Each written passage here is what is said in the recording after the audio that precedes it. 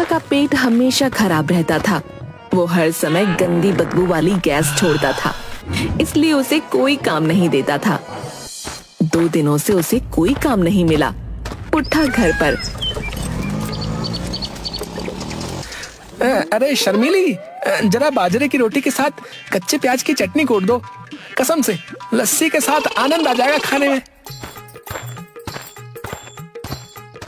बस यही कमी रह गई है ना।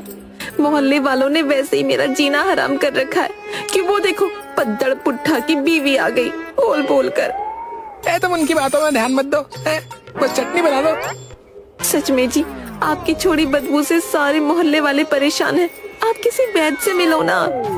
तभी पुट्ठा थोड़ी सी जगह बनाते हुए एक लंबी गैस छोड़ता है। लो कर दिया काम। किसी दिन पाते हुए कपड़े खराब कर लोगे। बदबू तो देखो। देखो जी, मैं अपनी माँ के घर जा रही हूँ और तब तक नहीं आऊंगी जब तक आप अपनी इस बीमारी का इलाज नहीं करवा लेते। और हाँ, अपने साथ क्रिस्टल को भी ले जा रही हूँ। ऐसा मत करो शर्मीली। क्रिस्टल, तुम तो रुक जाओ। पापा नहीं, मैं आपकी बदबू में नहीं रह सकता। चलो मम्मी, जल्दी नानी के घर ही चलते हैं। ये बोलकर दोनों घर से निकल जाते हैं।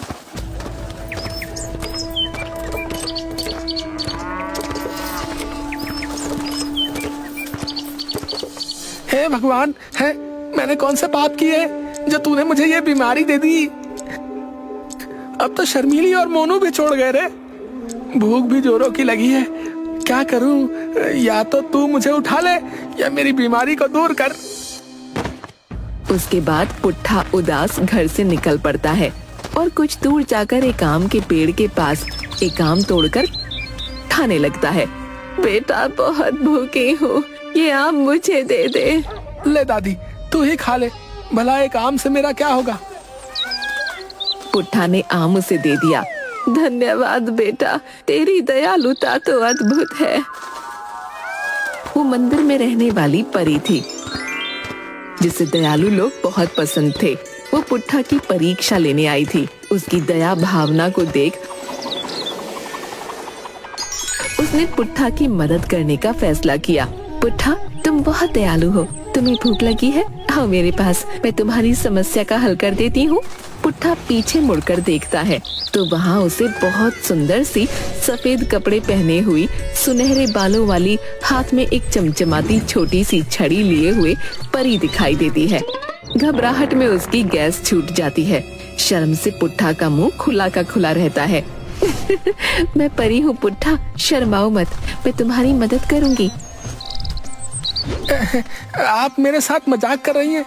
भला कोई परी मुझ जैसे बदबू फैलाने वाले की मदद क्यों करेगी? सब मुझसे नफरत करते हैं, मेरा मजाक उड़ाते हैं। बच्चे तो मुझे पदोड़ा भी कहते हैं। पुट्ठा, मुझे तुम्हारी बदबू से कोई फर्क नहीं पड़ता। मैं तुम्हारी बदबू को ही तुम्हारे लिए जीने का मकसद बना दूंगी बच्चे। क्या ऐसा हो सकता है? ये बीमारी मेरे लिए कोई भला काम भी कर सकती है क्या? नादान, तुम बहुत मासूम हो। तुमने मुझे भूखे होने पर भी ये आम दे दिया। लो, पहले तुम आम खाकर अपनी भूख मिटा लो।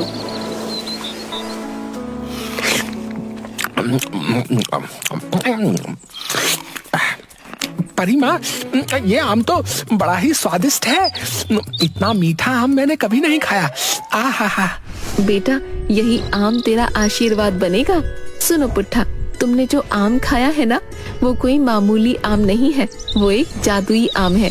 कल सुबह जब तुम शौच करोगे तो शौच की जगह तुम्हें इसके बदले एक सोने का आम मिलेगा। सोने का आम? और पीछे से? नहीं परी जी, मैं इतना दर्द कैसे? नहीं। अब हर रोज सुबह बदबूदार गैस छोड़ने के बाद तुम शौच के लिए जाना और तुम्हें एक चमचमाता हुआ असली सोने का आम मिलेगा, जिसे बेचकर हर इच्छा पूरी कर सकते हो और एक बहुत बढ़िया आदमी बन सकते हो। घबराना नहीं, आम तुम्हें कोई दर्द नहीं देगा। क्या आप सच कह रही हैं? ऐसा ही होगा ना? पुट्ठा की गैस फिर छूट जाती है। इस बार परी भी नाक बंद कर लेती है। हे राम, ये गैस देखिए, आपने भी नाक बंद कर ही ली। नहीं पगले, मैं तो इसकी आवाज से घबरा गई। परी माँ कुछ करिए। मेरी इस बीमारी से सब परेशान होकर मुझे ना पदोड़ा पदोड़ा बुलाते हैं। मेरी शर्मीली भी। शर्मीली, तुम्हारी पत्नी भी तुम्हारी शानो शौकत देखकर वापस आ जाएगी। चिंता मत करो। इस आम को बेचकर जो भी पैसे मिलेंगे ना, उन पैसों के तुम 2 हिस्से करना। एक हिस्सा खुद पर खर्च करना और दूसरा हिस्सा तुम दूसरों की मदद करने के लिए खर्च करना, वरना जादू खत्म हो जाएगा। पुट्ठा जोर से हंसता है और गैस फिर निकल जाती है। पुट्ठा घबराकर अपनी ही नाक बंद कर लेता है और शर्म से पानी पानी हो जाता है। हंसती हुई परी गायब हो जाती है। पुट्ठा बहुत खुश था, लेकिन उसे परी की बातों पर विश्वास नहीं हो रहा था। फिर वो सोचने लगा,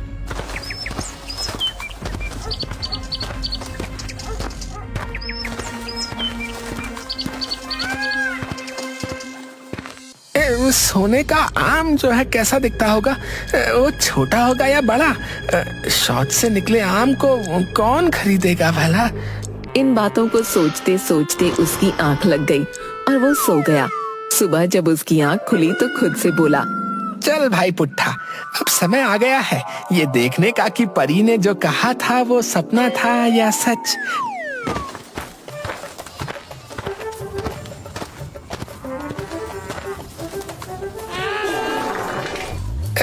लगता है सोने का आम बाहर आ गया है। देखूं जरा।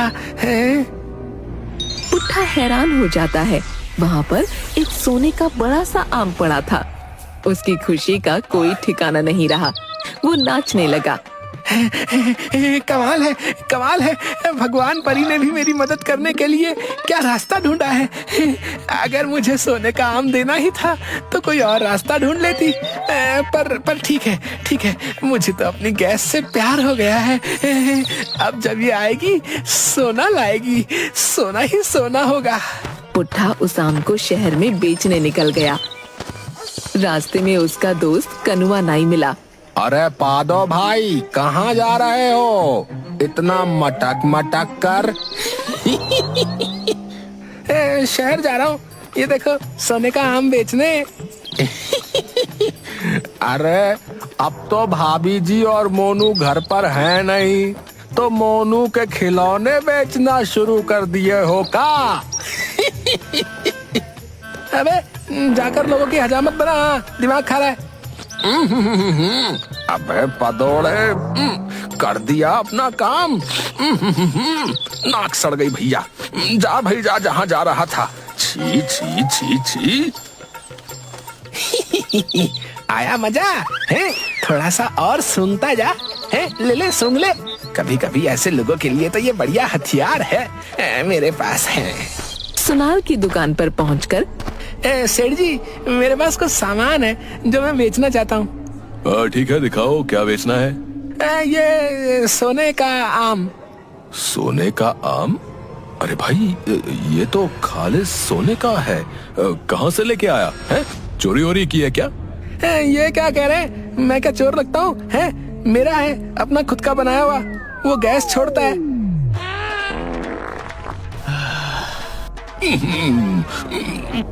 छी छी छी छी, इतनी गंदी बदबू। कुछ भी कहो, पर मेरी गैस के बारे में कुछ ना कहना। ये मेरी माई बाप है। गैस माई बाप है? अरे भले आदमी, दिमाग तो ठीक है? तुम्हें देखकर तो नहीं लगता कि ये सोने का आम तुम्हारा होगा, पर मुझे क्या। सेठ ने सोने के आम की जांच की। वो असली सोने का निकला। उसने पुट्ठा को उस आम की अच्छी कीमत दी। धन्यवाद सेठ जी, रोज एक आम निकलता है, सब आपको ही दूंगा। है निकलता है? क्या कोई खान है क्या? हाँ, खान ही समझो। अपनी खान साथ ही चलती है। अपनी है तो मजदूर लगवा के एक बार में ही सारा सोना क्यों नहीं निकाल लेते? अरे बाप रे, क्या कह दिया, दर्द ही उठ गया अंदर तक। चलता हूँ, कल आऊंगा। दुकानदार उसे हैरानी से देखने लगा। पुट्ठा ने सोचा, पहले खुद के लिए कुछ नए कपड़े ले लेता हूँ, नहीं तो लोग मुझे ऐसे ही भिखारी समझेंगे। हैं? मुझे तो आगे भी आम को बेचने शहर आना ही होगा। वो कपड़ों की बड़ी सी दुकान। भिखारी है, चल बाहर निकल। कहाँ दुकान के अंदर चला रहा है? चल। ए, ढंग से बात करो, मैं कोई भिखारी नहीं हूँ, मैं यहाँ कपड़े खरीदने आया हूँ। तुम्हारे पास कपड़े खरीदने के लिए पैसे भी हैं? अपनी औकात के हिसाब से दुकान में आओ, चलो। अरे ओ रामू शामू, इस भिखारी को उठाकर बाहर फेंक दो। न जाने कहाँ कहाँ से चले आते हैं भिखारी कहीं के। चल। पुट्ठा कुछ कहता उसके पहले ही वो दुकान के बाहर फेंका जा चुका था। तभी वहाँ एक कुत्ता आया और उसने टांग उठाकर पुट्ठा के ऊपर सूसू कर दिया। चल कुत्ते, आज तेरा दिन है, कल मेरा भी आएगा। वो एक दूसरी छोटी दुकान में गया और वहाँ से अपने लिए कुछ कपड़े, जूते, बहुत सारा खाने पीने का सामान लिया और गांव वापस चला गया।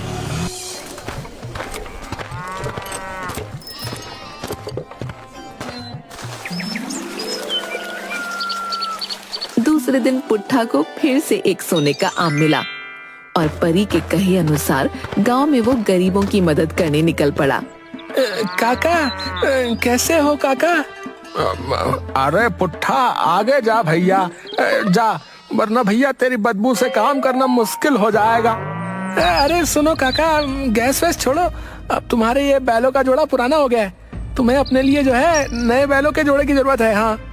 अरे बेटा, हमारा तो 2 वक्त का गुजारा बड़ी मुश्किल से होता है, हम बैलों का नया जोड़ा कहाँ से लाएंगे भला बेटा?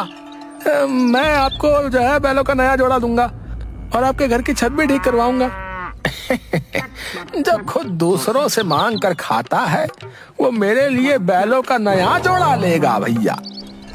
पुट्ठा ने तुरंत गरीब किसान के लिए नए बैलों का जोड़ा खरीदा और उसने घर को ठीक करवाया।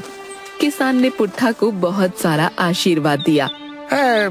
तुम तो हमारे राजा से भी अच्छे हो, हैं? उसे आज तक हम गरीबों पर दया नहीं आई, बताओ। अरे काका, ये क्या कह रहे हो? कहाँ राजा, कहाँ मैं? सच कहता हूँ, तुम्हें राजा बना देना चाहिए, राजा। तभी पुट्ठा गंदी गैस छोड़ता है। तुमसे एक बात कहता हूँ बेटा, तुम किसी डॉक्टर से जो है अपनी दवा करो, और तुम्हारे पेट में जो है कुछ गड़बड़ लगती है। पुट्ठा को खुद के लिए राजा शब्द सुनकर बड़ा ही अच्छा महसूस हो रहा था। सोने के आम बेचकर उसने काफी पैसा इकट्ठा कर लिया और खुद को राजा ही समझने लगा। किसान ने सही तो कहा, मुझे राजा होना चाहिए, क्योंकि मैं सबकी मदद करता हूँ और मेरे पास राजा से भी ज्यादा पैसे हैं। मुझे महल में रहना चाहिए। वो राज मिस्त्री के पास गया जो शाही महल बनाता था। अब मुझे जो है अपना घर तोड़कर महल बनवाना है। महल? अरे दिमाग ठिकाने पर है? तुम्हारे पास पैसे भी हैं? हाँ, मेरे पास बहुत पैसे हैं। मैं अपने घर को बिल्कुल राजमहल की तरह बनवाना चाहता हूँ। पहले ये बताओ, तुम्हारे पास इतने पैसे कहाँ से आए? सोने की खदान है मेरी। तुम अपना काम करो, हैं? तुम्हें तुम्हारे काम के पैसे मिल जाएंगे, बाकी कुछ जानने की जरूरत नहीं है। अच्छा ऐसा है, तो ठीक है, मैं कल से काम शुरू कर देता हूँ। मुझे जो है मेरा गुसल खाना ना सबसे ज्यादा आलीशान चाहिए, उसकी हर चीज सोने की हो, बाल्टी, लोटा, दीवार, खिड़की और बैठने की कुर्सी भी। हाँ। इतना आलीशान गुसल खाना? अरे भैया, तुम क्या उसमें रहोगे? आज मेरे पास जो है वो सब शौच की वजह से है, इसीलिए मुझे शौच की जगह सबसे शानदार बनवानी है। तभी पुट्ठा ने बहुत जोरदार बदबूदार गैस छोड़ी। मिस्त्री का सर चकरा गया। शौच की वजह से? ठीक है ठीक है, मैं समझ गया हूँ। तुम जाओ यहाँ से, मैं कल आ जाऊंगा भैया। जाओ जाओ जाओ। तभी वहाँ एक भिखारन आती है। बेटा, कुछ मिल जाता तो पेट भरता। अभी मेरा सब कुछ गुसल खाने के लिए है, जब भाग जाए यहाँ से। पुट्ठा भैया, बीज और खाद लाने थे, कुछ मदद हो जाती तो अच्छा था। हद हो गई है? दिखता नहीं है मेरा घर बन रहा है, मेरे पास एक फूटी कौड़ी भी नहीं। इस तरह कुछ दिनों में पुट्ठा का महल बनकर तो तैयार हो गया, पर पुट्ठा राजा बनने के मोह में परी की चेतावनी भूल गया। पुट्ठा, जैसा तुमने कहा था वैसा तुम्हारा घर तैयार है। मुझे मेरा आलीशान गुसल खाना दिखाओ। तुम बड़े अजीब आदमी हो, गुसल खाने के ही पीछे पड़ गए। तुम नहीं समझोगे मेरे जीवन में गुसल खाना कितना महत्वपूर्ण है। मिस्त्री अजीब निगाहों से पुट्ठा को देखता हुआ। अब ठीक है, चलो। ये क्या है? ये तो बहुत ही साधारण है। एक काम करो, इसे फिर से बनाओ। मुझे लगता है तुम पागल हो गए हो। हम जिस काम के लिए यहाँ आते हैं वो काम करके जल्दी बाहर भागते हैं। तुम्हें तो गैस की बीमारी भी है। तुम्हें यहाँ क्या चाहिए? कुछ दिनों बाद मिस्त्री फिर आया। बन गया तुम्हारा गुसलखाना पुट्ठा। आओ देख लो। हाँ, अब ठीक है। पर तुम एक काम करो, यहाँ जो है ना, यहाँ एक आराम कुर्सी लगवा दो। आराम कुर्सी? पुट्ठा ने फिर से एक बदबूदार गैस छोड़ी। मैं समझ गया, मैं कुर्सी लगवा दूंगा। और वहाँ से भाग गया। गांव के लोग बड़े हैरान थे। इस भिखारी ने इतना शानदार महल कैसे बनवा लिया? और लोगों को पुट्ठा के आलीशान गुसल खाने के बारे में भी पता चलने लगा।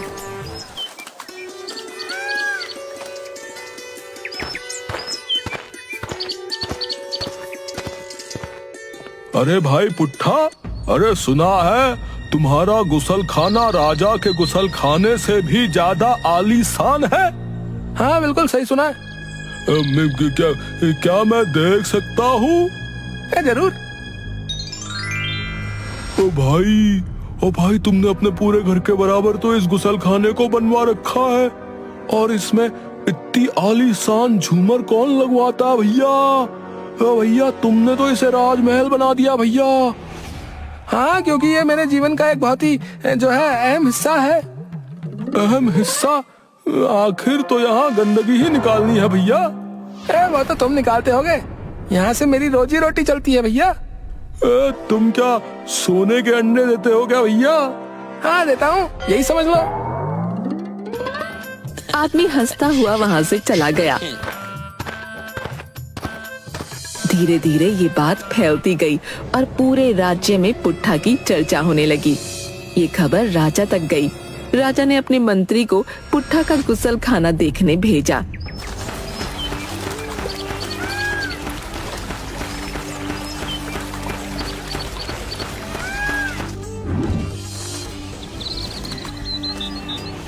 मैं राजा का खास मंत्री हूँ। पधारिए मंत्री जी।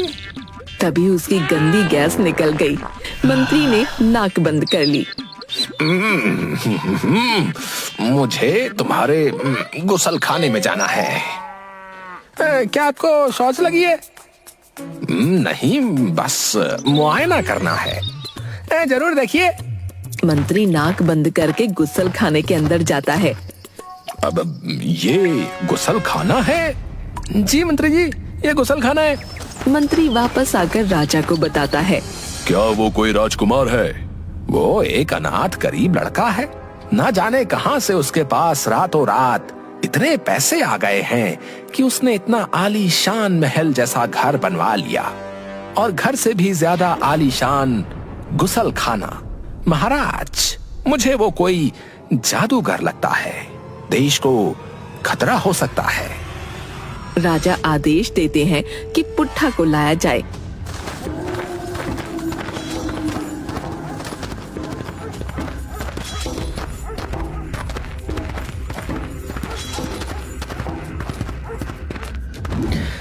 महाराज की जय हो। आपने मुझे यहाँ क्यों बुलाया? क्या आप मेरा गुसल खाना देखना चाहते हैं? तो उसे देखने के लिए तो आपको घर आना होगा। मुझे यहाँ बुलाकर क्या फायदा? चुप रहो बदतमीज। मुझे ये बताओ, तुम्हारे पास इतने पैसे कहाँ से आए? राजा को गुस्से में देखकर पुट्ठा थोड़ा डर गया और उसने सारी सच्चाई राजा को बता दी।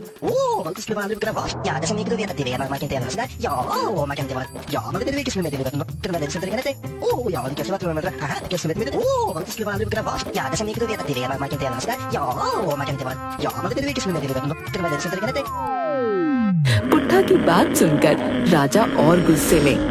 क्या कहा तुमने? जब तुम शौच करने जाते हो तो सोने का आम निकलता है? जी महाराज, मैं सच कह रहा हूँ। ठीक है सैनिकों, सुबह जब ये शौच को जाए तो हम सब देखेंगे, ताकि इसकी बात में कितनी सच्चाई है पता चल जाए। लेकिन याद रहे, अगर तुमने झूठ कहा होगा तो हम तुम्हें आजीवन जेल में डाल देंगे। जैसा आपका हुक्म महाराज। पुट्ठा को रात भर कैद खाने में रखा गया।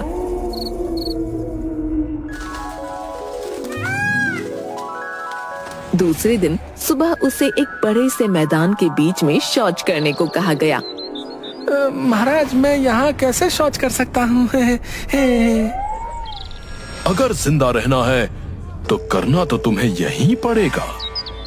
पुट्ठा ने अपनी आंखें बंद की और मैदान के बीच में बैठ गया, जहाँ चारों तरफ बहुत सारे लोग बैठे हुए थे। उसके शौच करते ही सबने बदबू से नाक पकड़ ली। सैनिकों, देखो, क्या वहाँ कोई सोने का आम है? महाराज महाराज, यहाँ तो बस बदबू ही बदबू है, और इस नामुराद ने तो ये रायता फैला रखा है। छी छी छी छी छी, कोई सोने का आम नहीं है। क्या? क्यों झूठे मक्कार, तू हमें क्या कहानी सुना रहा था? अब सही सही बता कि तुझे इतने पैसे कहाँ से मिले? महाराज महाराज, मैंने आपको सब सच बताया है, कुछ भी झूठ नहीं कहा। मुझे खुद समझ में नहीं आ रहा कि वहाँ सोने का आम क्यों नहीं निकला। सोने का आम इसलिए नहीं निकला क्योंकि तूने झूठ बोला।